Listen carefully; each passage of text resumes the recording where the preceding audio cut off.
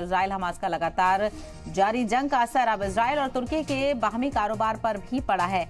जराये के मुताबिक तुर्की ने इजराइल के साथ अपने सभी कारोबारी रिश्तों को तोड़ दिया है, क्योंकि तुर्की सदर अर्दोगान ने इजराइल की मजम्मत तेज कर दी है। हालांकि तुर्की की तरफ से अभी तक इसका कोई बाज़ाब्ता ऐलान नहीं किया गया है, लेकिन अभी ये वाज़ेह नहीं हुआ है कि इसे कब बहाल किया जाएगा।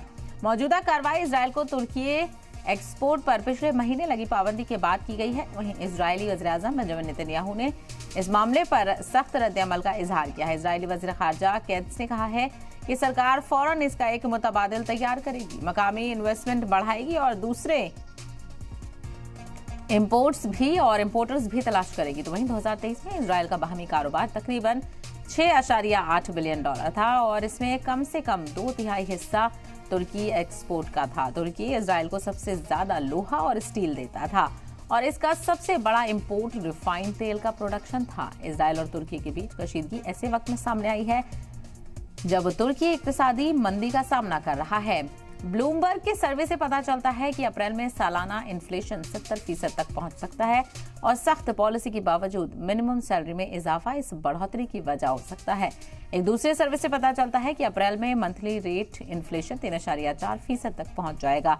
हाई इन्फ्लेशन और सियासी कशीदगी के सेंट्रल बैंक को ब्याज शहरों में कटौती करने के लिए मजबूर कर दिया है, जो 50% पर है। इजराइल के साथ कारोबार खत्म करने का तुर्की की मईशत पर असर पड़ेगा या नहीं, ये आने वाला वक्त ही बताएगा।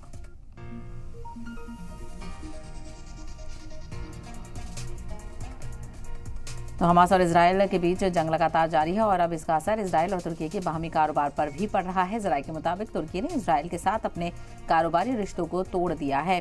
तो ये कहीं ना कहीं एक अहम पेशरफ्त देखने को मिल रही है और ऐसे में जो आलमी दबाव है वो इजराइल पर किस तरह से पड़ता हुआ नजर आएगा। हालांकि तुर्की की तरफ से लगातार इजराइल की मजम्मत की जा रही थी, लेकिन इस तरह का कदम नहीं उठाया गया था और एर्दोगान की तरफ से इस तरह का कदम उठाए जाना अब जंगबंदी की कोशिशों को किस तरह से आगे लेकर जाता है, ये देखना बेहद अहम होगा। और तुर्की के साथ एर्दोगान ने इजराइल की मजम्मत तेज कर दी है। हालांकि तुर्की की तरफ से अभी तक इसका कोई बाज़ाब्ता ऐलान नहीं किया गया है, लेकिन अभी ये वाज़ेह नहीं हुआ है कि इसे कब बहाल किया जाएगा। मौजूदा कार्रवाई इजराइल को तुर्की एक्सपोर्ट पर पिछले महीने लगी पाबंदी के बाद की गई है।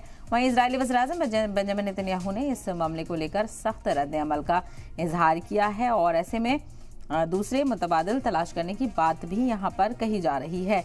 लेकिन देखा जाए तो अहम पेशरफ्त है ये, क्योंकि वॉर को लेकर जिस तरह से बैनुल अक़वामी सतह पर प्रेशर बनाने की कोशिश की जा रही है, उसमें कहीं ना कहीं जो तुर्की है उसकी तरफ से जो कदम उठाया गया है उस पर दीगर ममालिक की तरफ से भी रिएक्शन आएंगे और इसकी हिमायत की जाएगी। तो इजरायली वज़ीर-ए-आज़म बेंजामिन नेतन्याहू ने इस मामले पर सख्त रद्द-ए-अमल का इजहार किया है। इजरायली वज़ीर ख़ारजा ने कहा है कि सरकार फौरन इसका एक मुतबादिल तैयार करेगी।